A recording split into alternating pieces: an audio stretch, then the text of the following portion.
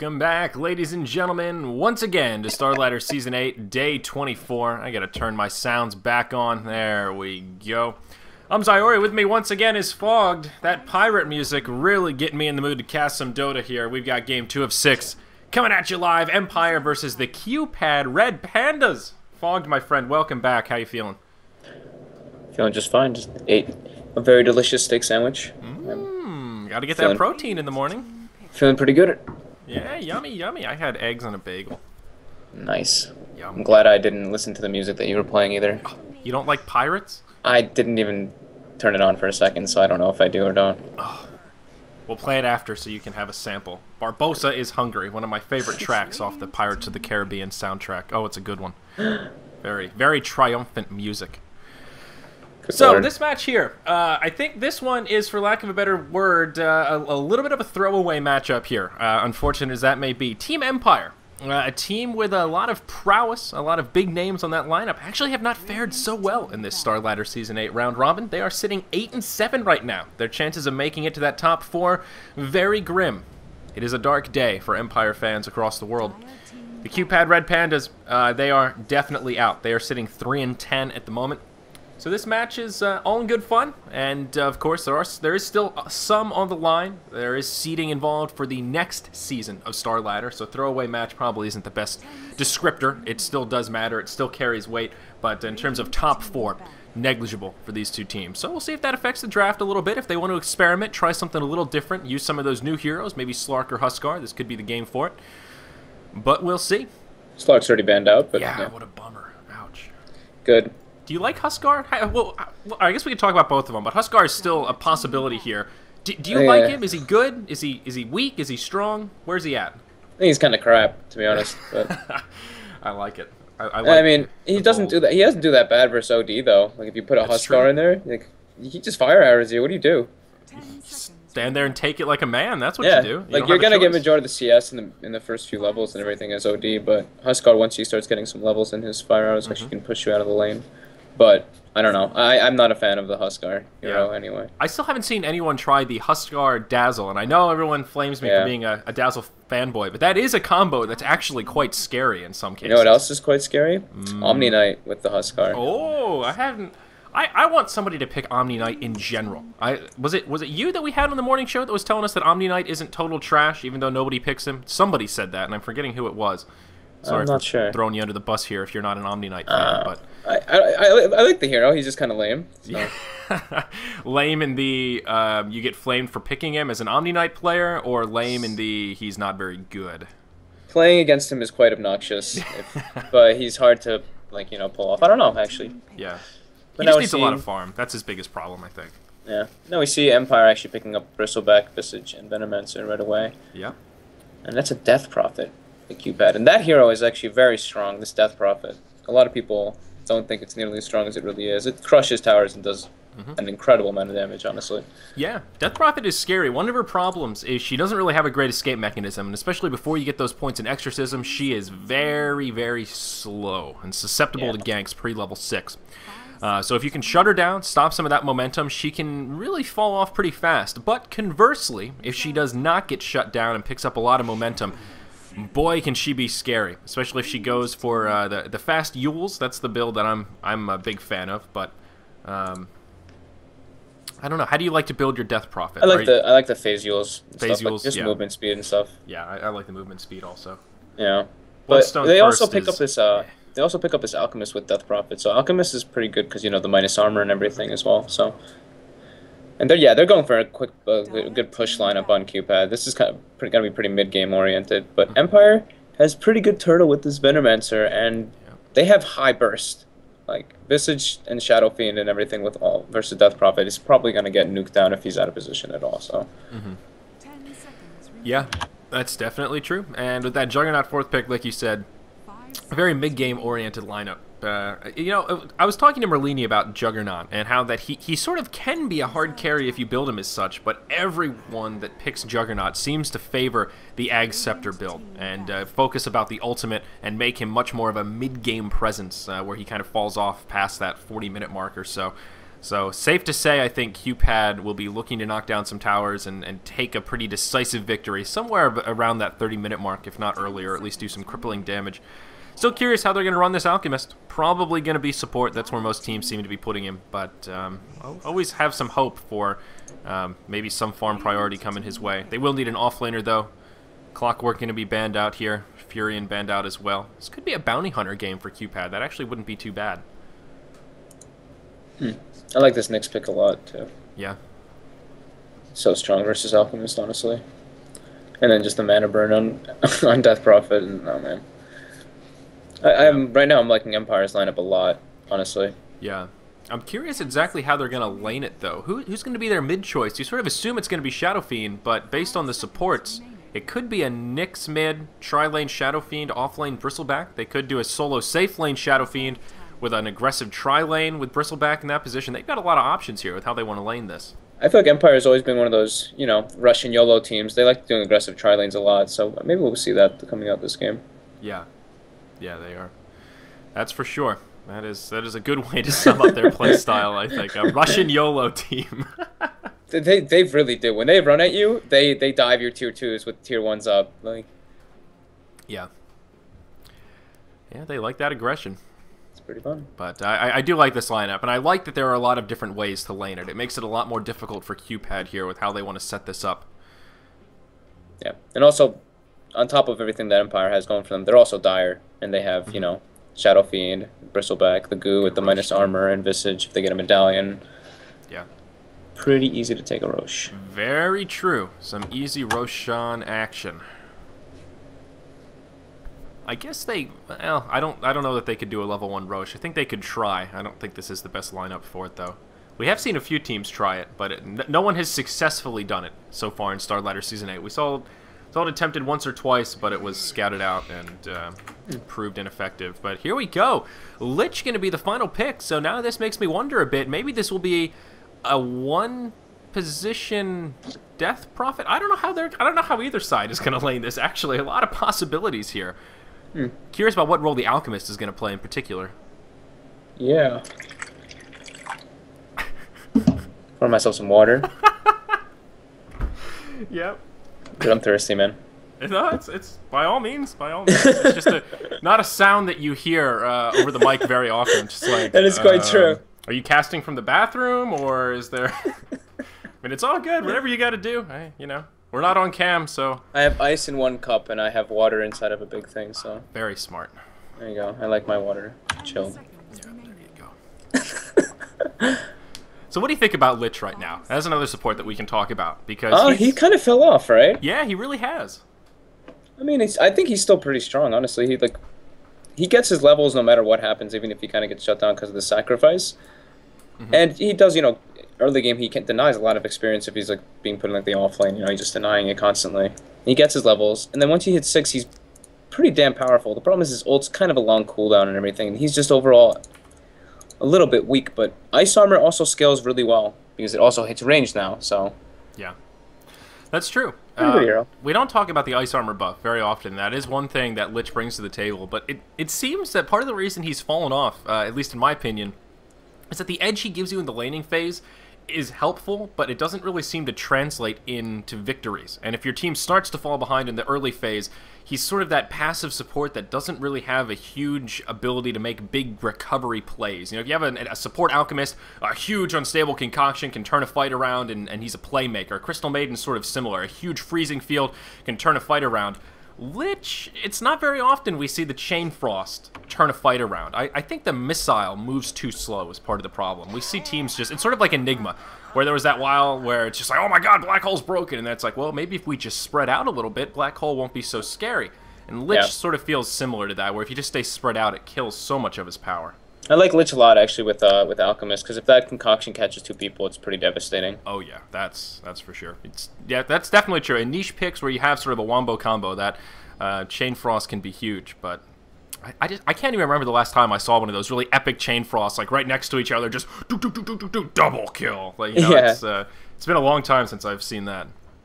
It's pretty unfortunate, but also the familiars do E bounces as well, so. Yeah, that's true. but BKB completely counters it. So the Shadow Fiend, he's probably gonna rush out of BKB. But the good thing is the Death Prophet ultimate hits through the BKB, and also Juggernaut ultimate goes through. And he actually has a pretty sweet looking Juggernaut.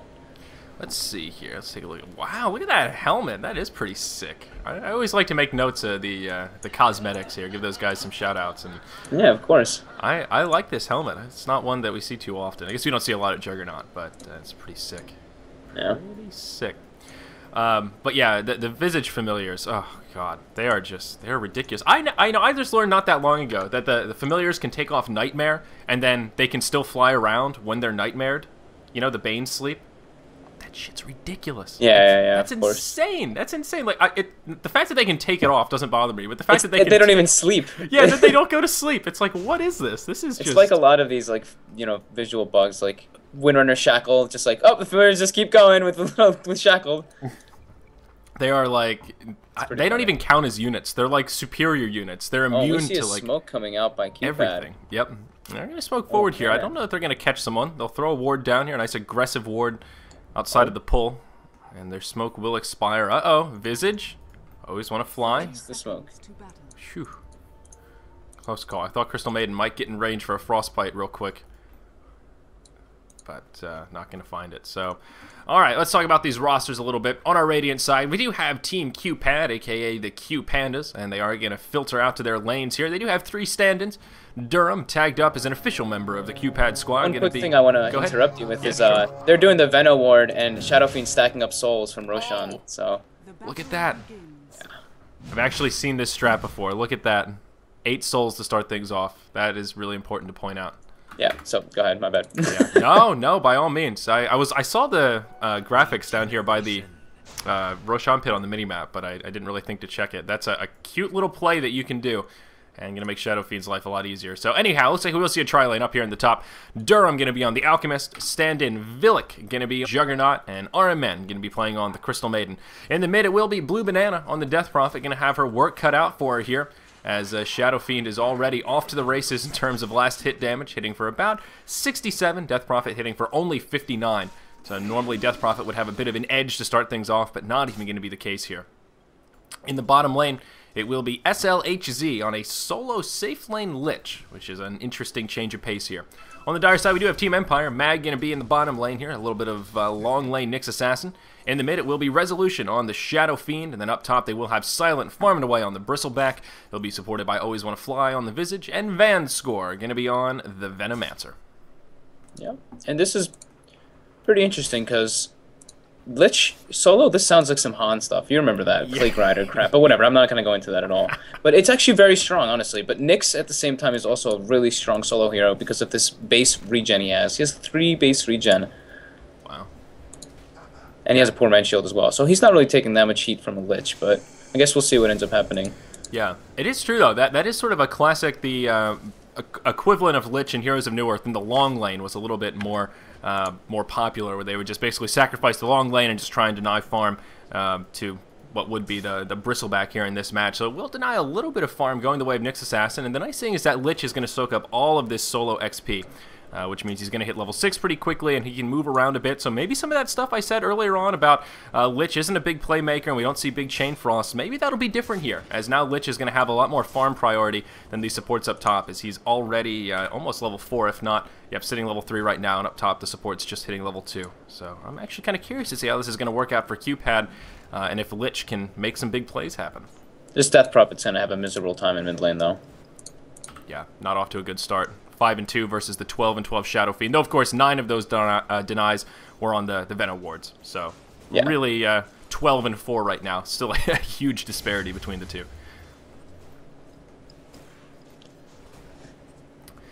So, Resolution, we'll see what he goes for first. I don't know if he's going to go for that BKB first, as you were talking about. He may feel obligated to, because there is plenty of crowd control between the Alchemist and the Crystal Maiden, and of course the Blade Fury from Juggernaut is magic damage. But as you pointed out, still a lot of physical. Death Prophet in particular, that ulti just cuts right through the BKB. All physical damage, not even composite.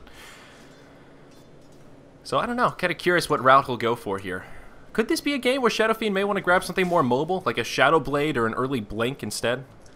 It might be, honestly, because he's going to be pulling quite ahead in this mid lane, so he might not go to choose just to go for straight BKB. Yeah. Miss the days of those mobility items. I like Blink Dagger on Shadow Fiend, but we don't see it all too frequently these days.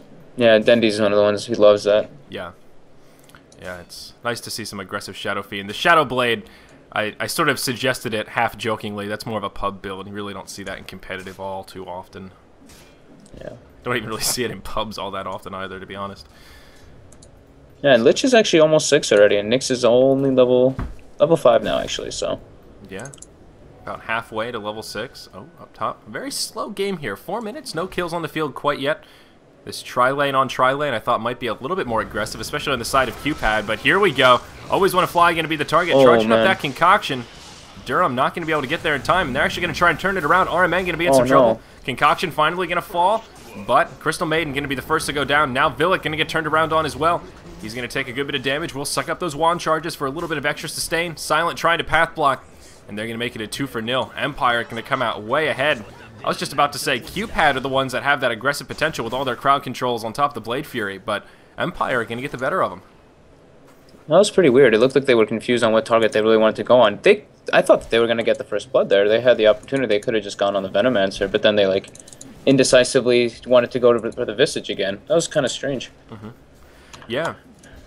The Alchemist charged that concoction a lot longer than he needed to. I sort of agree. I thought they were just going to do a one-and-done quick kill and then back out, but seemingly miscommunication coming out from QPandas. This is one of the things that I go back to a lot with, there's a handful of teams that are still in the round robin that have been using a lot of stand-ins, and it's just so hard to do those kind of plays when you have up here, you have 2 stand-ins with Durham, and I'm pretty sure that's Villic tagged up as Vilka, so they've been playing a little bit, but it really takes a while to get that team synergy, that team communication down, and I don't know. I would chalk that up to having stand-ins that aren't used to playing with one another, but who knows. Yeah, it was a little strange by Durham, by the Alchemist, because he charged the whole stun the whole time and then threw it on the Bristleback. Yeah. At his back. So that was kind of strange, but... Yeah, interesting. And Lich is actually doing great bottom, and he's going for rushing that mech. Ah, okay. Interesting. He's going to have it pretty quickly here as well. He's got the headdress already. Buckler recipe. Doing pretty well for himself, and he's denying Nyx a got good bit 6. of farm. Yeah. Although Nyx is just about a full level behind, even more than that, a level and a half behind. So this is where that experience really starts to add up in favor of Lich. Yeah, it could actually be even worse if the Lich was backing up and denying the creep out of XP of the Nyx, but he was actually denying it right in front of him for the most part, so... Right. Yeah, that's true as well. And the Lich build looking fairly regular here. Sacrifice, Frostblast leveled up all the way. They didn't pick up that DD rune, but I think they're going to actually... Oh, always want to fly. Gonna take some damage, but in comes Vanscore. Yeah, RMN gonna be in big trouble. Down he goes. In comes Death Prophet, though. Ulti gonna be used. Resolution in big trouble. The bottle's empty. Nowhere for him to go. And Blue Banana is gonna grab a kill. A much-needed kill on that Shadow Fiend. He's still leading the way on last hits. And Death Prophet gonna get a little bit of recovery there as well. Still has a while to go before she overtakes the farm of the Shadow Fiend. But that's gotta feel good, though. Yeah, seriously. Especially after that start with all those extra souls. That trip back to the well gonna slow him down a little bit. A nice turnaround, though. Venomancer was really in a good position. Vanscore came in right in the nick of time. Level 1 Gale. Doesn't do much damage, but that's slow, man. It is pretty potent. So, QPan going to continue to put some pressure in the mid lane here. Lich is going to hang out. He is sitting level 8. Looks like he's eager to use that Chain Frost. Nyx Assassin is picking up some free farm down here in the bottom, so he's going to make a bit of a recovery. I'm not sure what the QPad plan is, though. I don't think they're going to be able to knock this tower down without a Death Prophet ultimate. And she is out of mana, as well as stuck without the ulti here for another 40 seconds or so.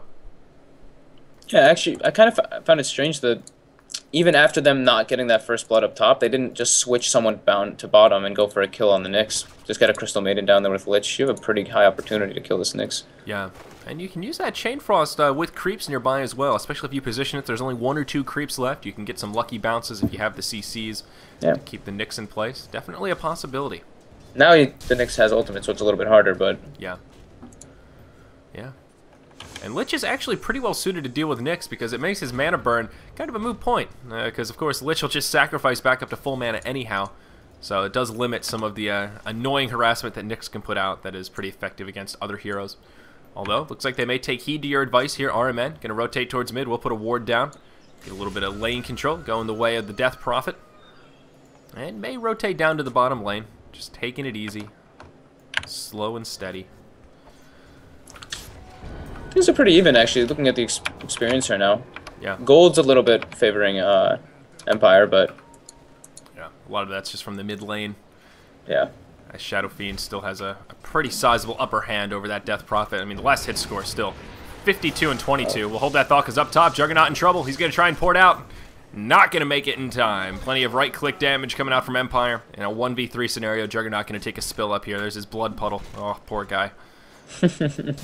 Bristleback actually just does a lot of right-click damage, honestly. Mm-hmm. And it looks like he's going to rush a Vanguard. Yeah. Pretty standard Bristleback opener. It's what most players seem to be going for these days. Especially if you can grab it before the 10-minute mark. That is usually good news that your Bristleback is going to pick up some solid momentum. Yeah, definitely. And you can just dive the tower. Honestly, you can dive the tier 1s pretty easily, and you block majority of the damage, so... Yeah. It's pretty scary. Bristleback can just go man mode. And talk to me about Bristleback and when to level up the Viscous Nasal Goo. That's one thing that we've seen. Some players grab it really late. Some players grab it at level 2. When do you think it's appropriate to throw a point in the slow for Bristleback? Did you say viscous? Viscous? Yeah. Vicious? That's viscous. Is it viscous? Visish is spelled like that. Oh, wow. Would you look at that? I always thought it was vicious. Would you look at that? Okay, look whatever. At that angry nasal goo. It's so vicious. That's what I was so confused about. I was like, sticks to you, and it's all over. It's... Oh, look at that. Learn something new every day about Dota, I guess. There's something. Yeah. No, but it's a really strong spell, honestly. But I mean, his other spells are just too important. I feel like you just probably want to get like 1 level of it and just wait to level up, unless you're gonna go for like a Roshan or something, because it starts stacking at 2 armor at level 3. So. Yeah, that's the thing, and that's sort of pretty. I mean, we see a lot of Bristlebacks favoring the Bristleback ability over putting that first point in the goo, just to get some early tank ability. But I think that value point in slow is definitely worthwhile. Up top, though, we will see the QPandas go with a 5-man push. All 5 of them going to rotate up. Of course, Death Prophet will burn the ultimate here. There's a glyph available for Empire, but they're not going to use it. We see Vanscour was quite ready for this push. Did put down his army of wards, and they hold that tower. So you mentioned this in the picking phase, something that will be difficult for QPad. And now they're going to get engaged on. Omni Slash going to come out on to Always Want to Fly. He'll survive all of it. Up in the front lines here, we're going to see Resolution coming in. He will take a stun. Mag going to be nearby as well. He does have the Vendetta on, but uh-oh, there's a sentry down. Chain Frost going to come out, and that'll finish him off. Looks like Durham may be in some trouble here as well. Resolution going to whiff one of the Shadow Raises, but they'll still finish off the Alchemist. Meanwhile, up top, the fight's still going on. Mech going to be used by Lich. Silent, still with a good bit of mana here. Going to start stacking up these quills. If he can keep that back turn, might be able to do a good bit of damage. Nice Requiem of Souls. Going to do a lot here, and Silent will stand his ground. It's going to cost him his life, but in the end, Empire coming out with a clean sweep. A 3-for-5 and buying the Lothars exchange on Shadow Fiend. Oh, look at that. After that. That was, honestly, I really don't want to throw a lot on this Alchemist, but they saw the Nyx coming in, and the Death Prophet actually got the silence off on Nyx. If he had just stunned him right there, they could have turned the fight a little bit quicker, but I don't know if that would have really helped that much, noticing that the Shadow Fiend actually had a haste rune as well, so... Oh, yeah. And that was kind of a 2v5 in the end there. The Shadow Fiend and Bristleback just using their farm, honestly, just take control of the fight. A nice Requiem of Souls, too. Resolution waited till they shifted their focus onto the Bristleback, and he was able to channel it. And he clipped at least 2 of them, if not 3. So a pretty solid ultimate, and made for easy follow-up there. Yeah, very unfortunate for the Nyx Assassin. Was not ready for this sentry to come down. So that Chain Frost did secure a kill, but Shadow Fiend was already leading the net worth chart. Now he's going to be 4-1-2, and of course number 1 by a huge margin. He's about 50% up on that Death Prophet, who is going to burn an ultimate up here. They did save the glyph. They'll use it now. Empire are going to be hard-pressed to take a fight, though. They really don't want to engage into that Death Prophet ultimate unless they have the burst to take her down. She does have an Ogre Club first item, so they might be able to do it here. Vanscour going to get engaged on, but they will come around the backside. Vanscour in big trouble. He'll take the concoction. They're going to commit for it. Resolution coming in. He's just going to open up onto RMN. And there's going to be Lich with the mech. And, uh-oh, Shadow Fiend going to take a spill. But at what cost right here, as my friend Breaky CPK likes to say, Lich, as well as, who's purple? That's going to be the Juggernaut. Durham, he's going to try and pour it out. I don't know if he's going to make it. Oh, he will. Always Want to Fly, not putting the auto attacks in. If he got 2 auto attacks off, they might have been close. But, yeah, another convincing team fight going the way of Empire. They did lose their tower. Didn't catch if it was denied or not, but they will take a 1-for-3. I guess Venno... Did Venno fall as well? Was it a 2-for-3? I think Venno did take a spill. 2-for-3, pardon me. Dire's middle tower is under attack. I'm getting flamed for the vicious now. Just looking at it. Whatever, man. Oh, man. So, Empire will press forward, though. Looks like they might be able to get a tower kill out of it after all. No, Glyph gonna get popped. Oh. There's an Omni Slash onto Mag. Uh-oh, Mag gonna be in big trouble here. There's a Crypt Swarm to finish him off. Now Silent. Gonna be left all alone here. Does have his back turned. And he is I just don't see how they're gonna drop this. This Bristleback is so tanky already. Yeah. He really is, and he's got 1,600 in the bank, so we'll see if he wants to go for a Hooded Defiance next. But, yeah, he's got plenty of gold to play with. Uh-oh, as I say this. Well, he's got his back turned at least. 4 points in the Bristleback ability. There's a Concoction to the back, and a Chain Frost to the back. He's just stacking up those quills. RMN's about to fall right here if he's not careful. They do use the mech, and a Crypt Swarm going to follow him off, but finish him off, pardon me. But that was a 5 versus 1 right there, and Bristleback gave him a run for their money, albeit they did drop one ultimate and the Concoction straight to the back, so that does limit some of the damage output. Still, very tanky Bristleback indeed. Wow. And now, yep, they're going for Roshan with Venom Ward set up. Mm-hmm. Yeah. And Resolution's here. He's got 2 points in that Presence of the Dark Lord. So Roshan going to be taking some heavy damage here, no doubt. This is pre-medallion, actually, too. So yeah. Using these wards, Resolution actually doing a lot of damage here. I don't know that he's going to be able to solo it down. Maybe he can. It's pretty impressive. He does have an invisibility in the bottle, as well as a Shadow Blade. So an interesting choice. I'm glad Resolution went for this. Now I'm glad I brought it up. Really not an item you see too often on Shadow Fiend anymore. It does give him some gank ability, just still a rarity. Yeah, I don't really like it. Well, that's gonna hero just if you just farm with that hero, it gets to be really, really powerful. So yeah. Well, he does have an Aegis now here at the 15-minute mark. They will cost Empire their tier 1 tower mid. Blue Banana did burn the Exorcism, so QPad do have the right idea. They are staying aggressive in terms of pushing these towers, though they are not taking the tower. Well, they have a small tower lead, pardon me. It is 2-1. That bottom tier 1 did fall, and their top tier 1 is actually in deny range there. So it is still standing, but will go down before too long. And I'm kind of curious what Resolution is going to grab next. Uh-oh, Juggernaut. Is he going to Requiem of Souls this bad daddy? Oh, yes, he is. That's going to be a dead Juggernaut, I think. One more going to do it. That's an easy kill for Shadow Fiend. That's the power of the Shadow Blade. That is one thing that it does give you. And look at that Visage going to be able to finish off that top tier 1. So victories all over the map here for Empire. Yeah, it's pretty true. You can get pretty easy picks if you just do that. But sometimes it's kind of, I don't know, it's kind of risky. Honestly, but if it works, gotta go with your gut feeling, man. Yeah, maybe they're feeling like they have an edge in this game, so why not grab a nice aggressive ganking item so they can further pick on QPad. But that does level out the tower count now. It is going to be tied up 2-2. And again, I like that the QPandas are trying to stay aggressive, but the fact that they don't have a tower lead with this pushing lineup makes me a little bit nervous. We see Silent up here tanking the world.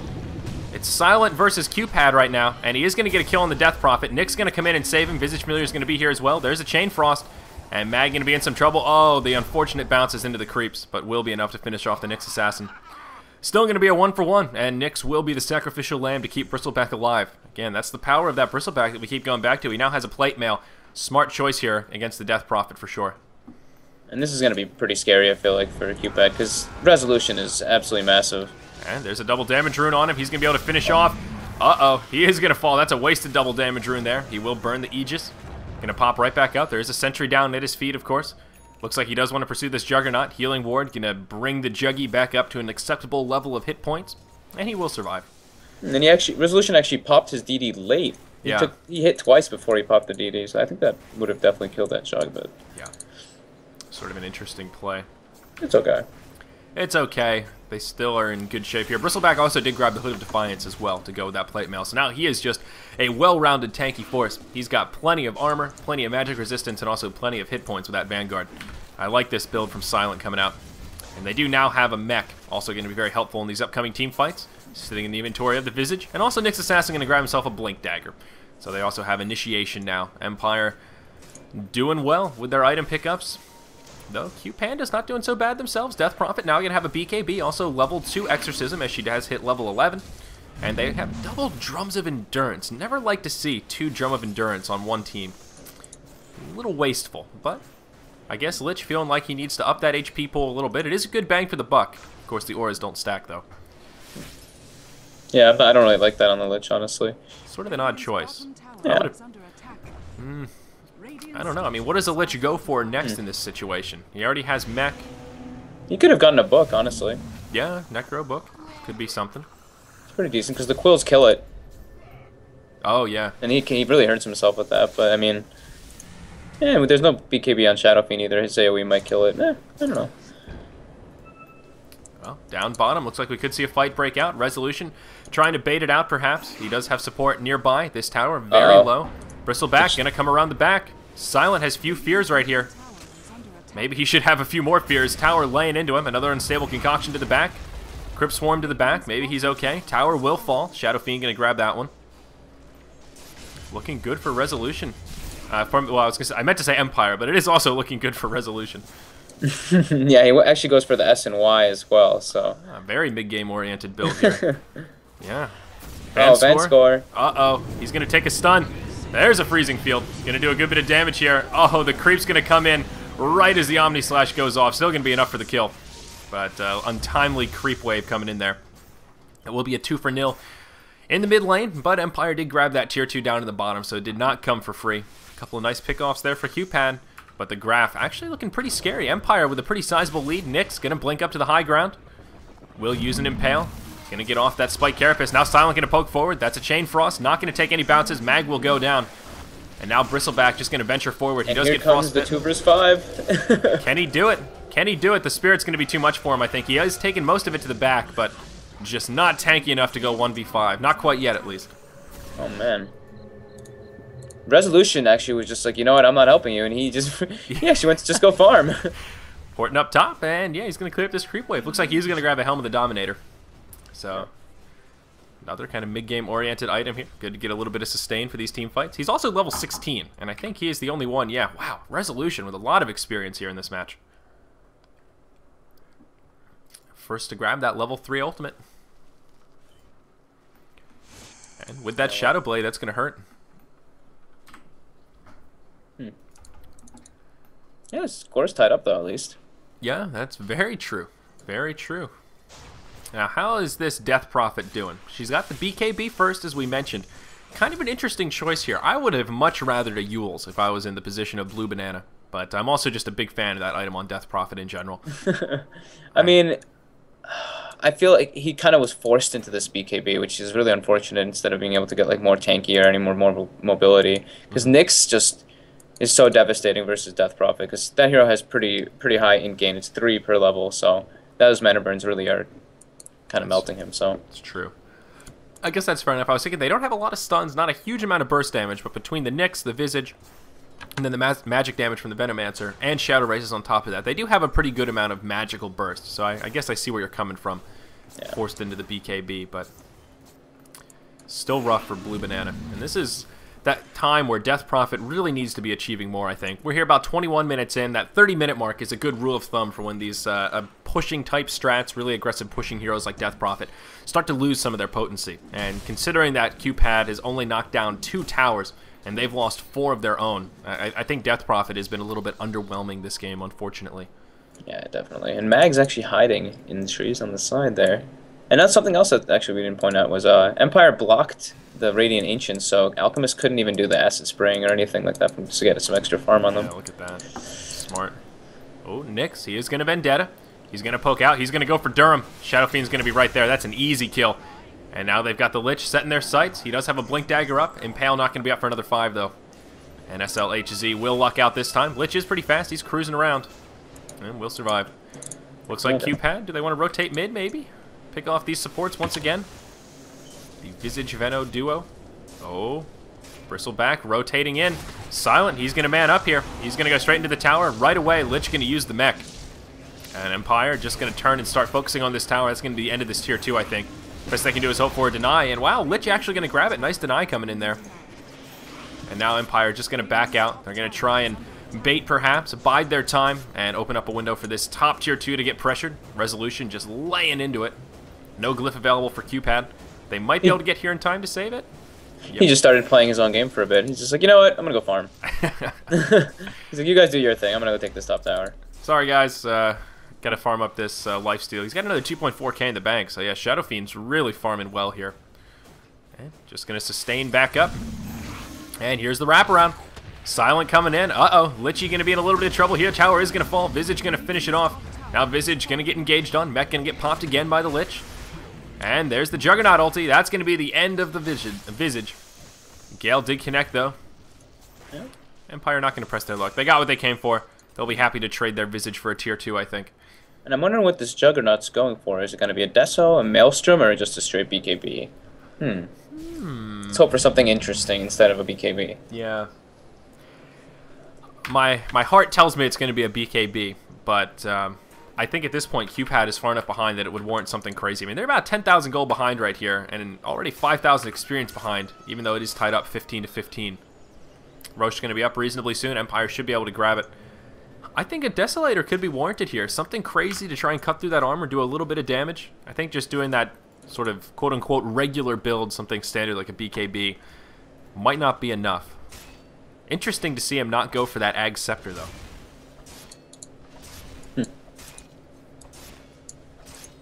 So Ancients will become a reality for our Radiant side, though. That ward did go down. So Jug going to start farming away a little bit. And Alchemist gets his first point of Grievel's Greed, and now he gets level 11 as well. Oh, so goody. Sweet. Sweet. And let's see what Resolution decides to buy with his 4,000 gold. Well, An Eagle Song. Yep. There you go. So he's going to go for Butterfly. Smart choice here. I don't see an MKB coming out anytime soon. And it looks like Jug will get the Desolator. There's his second Mithril. Nice. So he is going to go something pretty aggressive here. I do like the mindset. I like the strategy. But look at this. Nyx as well as Venno. Both with Ghost Scepters. Great choice against the Juggernaut. As well as the Death Prophet, for that matter. They're ready and prepared. Uh-oh. Oh. Mag. Looking for an opening here. Does have Vendetta on. Did they burn a smoke?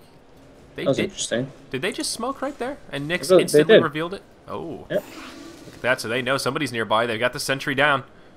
Uh-oh, Nyx. Gotta be careful, pal. Looks like he will be. So, I wanted to ask you about Alchemist a little bit, and playing this support role. What do you think about the value point in Grievel's Greed? I'm one that ventures to say that an early point in Grievel's Greed is worth it, just to get that little bit of extra farm versus, say, another point in Acid Spray from 3 to 4. Do you concur, or do you think it's truly better to go the 8 points to grab full level Acid Spray and Concoction before grabbing the first point of Greed? I mean, it depends really what you're doing. If you're just running around ganking a ton and not really even having little to no CS, it's probably not even worth picking up the Grievel's Greed, because you'll get what, like a bonus 5 gold per creep kills, and you have what, 10, 20, maybe 20 creep kills. That's only like 100 gold. Yeah. I mean, like, sorry, not 100 gold. I mean, if you have them consecutively, yes, it gets faster. But we see Resolution actually getting gone on. Yep. Oh, he's going to get got. He's going to try and charge that Requiem of Souls. It's not going to come out. He will fall. His Death Prophet's ulti is already on. Silent taking a lot of damage. Aegis going to bring back up the Shadow Fiend. He's just going to channel the ulti straight away. He's going to fall again. It will be a double ultimate. Actually going to do a bit of damage here coming out. A very chaotic team fight, but it will end up being a 3 for 3, at least for now. Visage trying to continue this pursuit. Wants to finish off Blue Banana, but it may cost him his life. Doing a lot of damage here. Mag going to come in. That's the end of the Lich. And Mag might be able to get this last cleanup kill onto the Death Prophet. Exorcism going to be off. He's got to do it quick. Nope, that's going to be a full health Death Prophet. And she'll survive. So, talk about chaos. A 3 for 4. A lot of that damage did come out from Shadow Fiend with that double ultimate. That actually went incredibly well for a QPad. That Lich ult actually bounced all 10 on majority heroes, because it bounced first on the Shadow Fiend, then to the Bristleback, then to the Venno, then Bristle Venno, then to Nyx, then back to Venno, then hit Shadow Fiend again. So that Lich ulti actually crushed him because of, Shadow Fiend. Oh, he actually went Ethereal Blade too. Oh man, he didn't even go for a BKB at all this game. So yeah, the Ethereal Blade, an interesting choice. Interesting, not that butterfly that we were both thinking. So yeah, a good team fight for QPad, but unfortunately it didn't go as well as they would have liked. Empire does make a close to even exchange, and yeah, we see that gold graph still sort of venturing in their favor here. Some more items were picked up following that fight. Visage getting close to that Ag Scepter. Going to be one item short, just about 600 gold or so, as he does clear out the Ancients. And also, Bristleback has now finished up his Assault Cuirass, so Silent is getting even scarier here.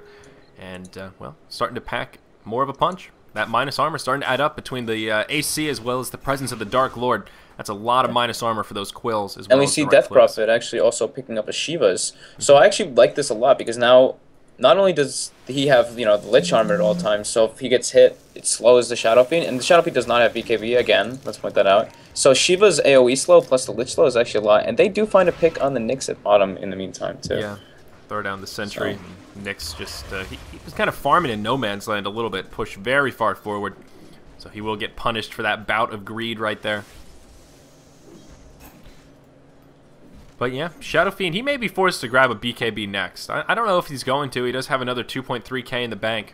He's still very wealthy. #1 on the net worth chart by a ridiculous margin still. Yeah, definitely.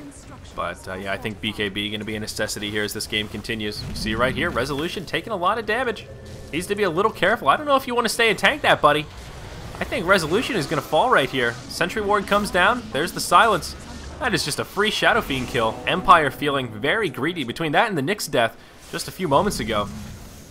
Very aggressive positioning coming out from our dire side. Lag. Yeah. Yeah, but you saw right there, the Shadow Fiend turned and just tried to kill the Crystal Maiden there, but CM actually had Lich armor there as well, and he built double Bracer and going for a BKB, so he was super tanky. He's at 18 armor. Wow. Yeah. With the Lich armor, of course. Still, yeah, very tanky indeed. So I think Empire just having a little bit of fun right here. I think if they group up and actually take a well-coordinated team fight, they can definitely steamroll it. But no, just playing their own game right now. Everyone having fun, farming up their pieces. Looks like Nyx, I'm going to guess he's grabbing a Dagon. Does have that Staff of Wizardry. Of course, could be a Necro Book, could be a number of things. Yeah. But as much as they are having their fun, I mean, yes, the game's still high in their favor, but QPandas lineup, they're not doing so bad. Like, this Alchemist is picking up a good amount of farm. Crystal Maiden almost has a BKB. Lich almost has 4 staff. Like, yeah. I mean, it's okay for them. They still have this Deso and Jug, not really much else. He has another 1,300 gold in the butt. Yeah. That's a pretty good window of time that they farmed up there. So yeah. And most of that gold difference here is really because of the towers. Right now, it's 6-2 in total tower count. So if QPad started to pressure these towers a bit more, at least clear out this bottom tier 1, maybe grab a tier 2, I would level out this graph a little bit more and make this game appear a bit more even. I think the experience graph is maybe more telling of the farm distribution based on its reasonably not that different. Another Ghost Scepter going to come out, though, now going to be in the inventory of the Visage, who, oh, by the way, has now picked up that Ag Scepter, so going to have another bird flying around. Always good to have when there's Chain Frost about. Yeah, definitely. But interesting. Alchemist with a blink.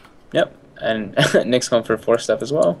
Oh, it is going to be a 4-step. All right, I was hoping for the Dagon. For some reason, that was just screaming mag this game, but... Resolution. Uh-oh. Oh, the Lothar. Yeah, that's a bit of a wasted Omni Slash there. Lag. Oh, I thought he was going to say lag. And there is a point booster now in the inventory of the Jugs. This is going to be an interesting build. It looks like he will go Desolator first into the Scepter. Usually it's the flip-flop of that if one is going to grab a Desolator. So I'm a little bit intrigued to see how that's going to work out for him. Is it worth getting a Scepter at this point for the Juggernaut at the 32-minute mark to start construction?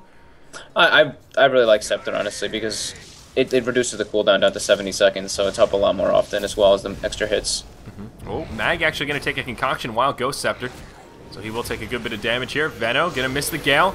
Pretty big freezing field from RMN going to come out here. That's the end of the Nyx Assassin as well as the Venomancer. And uh-oh, Silent going to take a lot of damage here as well as the Exorcism comes out. Chain Frost going to do a little bit. Gem comes down. Always want to fly. Will Ghost Scepter, but he's still going to be in big trouble once it expires. Shadow Fiend, the only one left alive. That was just a disaster for Empire. Most of it because of RMN, though. That was a great freezing field tucked in the trees right there. That was beautiful. Yeah, definitely. But that's why I'm very confused. Like, even this Ethereal pickup. I mean, Ethereal Blade's not bad versus Death Prophet and Juggernaut because, you know, it negates the damage and the Alchemist stun and whatnot. But right. He still doesn't have this BKB, and now they're actually starting to pay for it a little bit. It looks like QPad's going for pushing one of these towers. Yeah. And they'll start to level this out a little bit. That experience graph getting pretty close to 0. I don't think Empire are ahead as far as they're acting like via their plays. They're sort of acting like this game is over, it's been over, and they've got it in the bag. And it's not. I mean, QPandas can absolutely pressure this bottom tier 1 now if they want to rotate and start to recover pretty quickly. We talked about Alchemist in the last game with one of the things about having him in the support role is that he'll eventually transition into that carry. Blue Banana, though, will hold that thought because he's overcommitting here a little bit, perhaps. This tier 3 starting to take some damage. Can't forget that Shadow Fiend down here in the bottom is chipping away at this tier 3 and actually about to take it out. He's not just chipping, he's straight killing. Some ports are going to come out, and they will try and defend. Shadow Fiend now poking away at the racks. Crystal Maiden dies, will buy back. And Resolution is going to back off. So Empire will hold. And they do actually get the better of that exchange, I guess. They take out a tier 3 in exchange for their tier 2 and a little bit of damage on their tier 3. Durham, he's going to be in trouble. He will fall, so Resolution going to get a kill on his way out. And now Empire going to be looking to pressure this mid lane, it looks like. It will be a 5v4 on the field. Alchemist with no buyback available. And Crystal Maiden did burn a buyback. So if they can take her out, that will be a 5v3 and nothing that QPad can do about it. That was crazy, them diving all the way onto that. Up the hill, because they actually lost the gem there as well, so that was a pretty... Yeah, that was strange play. A big commit for a Venomancer who had a Ghost Scepter off cooldown. So we'll see here. There is a glyph available for QPad. They also did lose their courier. Not sure when that happened. Oh, that Crystal Maiden's dead. So we now have that 5v3 scenario I was talking about. Juggernaut gonna hop out. He will Omni Slash on top of the Ghost Sceptered Visage. Oh no, now Villic in big trouble. They're gonna pop out of the base. Lich gonna throw a Chain Frost. Gonna get a couple of nice bounces here. Those familiars may help a bit. BKB now out on Resolution. He's just gonna be able to stand his ground. Exorcism comes. It does finish off the Venomancer. By it, I mean that Chain Frost, but gonna be too little too late. Alchemist's gonna be back. Veno does buy back into the game. Another concoction to the back. Silent has been on point with turning his back to these spells. It feels like every concoction he's taken has been to the back. Yeah, well. And now that's that, I think. Yeah. Now Empire looking good. Oh, Alchemist, he's going to get dropped like he's hot as this Shadow Fiend lays into him here. They will just rotate towards the mid, I think. And yeah, now we're pretty close to that GG no repoint. A noble effort for QPad. And Empire did sort of give him a bit of breathing room to make this game interesting. But I think at this point they're going to be able to take a win here. Blue Banana going to make it back to the well. Shadow Fiend just zoning him out while his team finishes off the mid lane of racks. So, an interesting game. A lot of it comes back to that mid. The power of the Venomancer Shadow Fiend duo. That was sort of the catalyst that started things off so well for Empire. Shadow Fiend had such a great time mid, and a lot of it is because he started with 8 souls. Or 10 souls, however many it was. 8 or 10. I think they got up to 9, maybe. They got a 8, actually. Yeah, 8. Whatever. Still a pretty solid start, though. Unfortunately for Death Prophet, it made it a lot more difficult for her to snowball out of control. Yeah, absolutely. So we'll see the kind of cleanup here. If there's one thing about QPad that I know, it's they do not like to tap out. They're in it till the bitter end. And here it is. They are going to burn the Exorcism. Doing actually a good bit of damage here. RMN going to hop in. There is a BKB now on that Crystal Maiden. They do pick up a kill on the Nyx Assassin, doing a lot of damage. They will keep the bottom racks alive, it looks like, as the tier 3 has fallen. Van Score, you might be in a little bit of trouble here, buddy. He's charging up that concoction. Is he going to get there in time? No, Durham going to stun himself. Resolution going to come in. He says Kappa, Kappa, capitalize on that one. Sorry, Durham. Show yourself. Show yourself. And they're going to say, now that the Exorcism's down, we'll be happy to show ourselves. There's the E-Blade. And Blue Banana. Well, they're going to peel that banana, and, yeah, down he goes. Splat. And if we didn't even point something out either with the Death Prophet. He actually only got 1 in silence and went pure stats. Ah, interesting. That is a little bit different. I don't want to spoil this game for the casters. Uh-oh. Radiant's middle tower is under attack. Radiant's middle tower has fallen. I think once here's a slight advantage. Oh, Blue Banana. I like Blue Banana. He's a funny chap. Oh, the Lich ulti. Oh, Van Score down. Uh-oh. Uh-oh. So there we go. That was game 2. So it's a 6-game day, guys. We've got more Dota 2 action coming your way here on Beyond the Summit. Coming up next will be the QPad Red Pandas once again, now facing off against RX, aka Team Poseidon. So we'll see how they fare. That will be Game 3, Fog's last game with us today. And then we will be moving on to the second half of today's Day 24 round-robin coverage of Starladder Season 8. Again, thank you for joining us. I am Zyori. With me today is Fogged. And, well, we're going to have a short break here. And we'll see you guys coming up for Game 3 momentarily. Yeah, I'll actually probably be able to stay for that Fnatic game as well. Oh, all right. We're going to have Fogg for 4 games. Yay. Yeah. Treats all around. All right, folks, don't go anywhere. Starladder coverage resumes here on Beyond the Summit after this short break.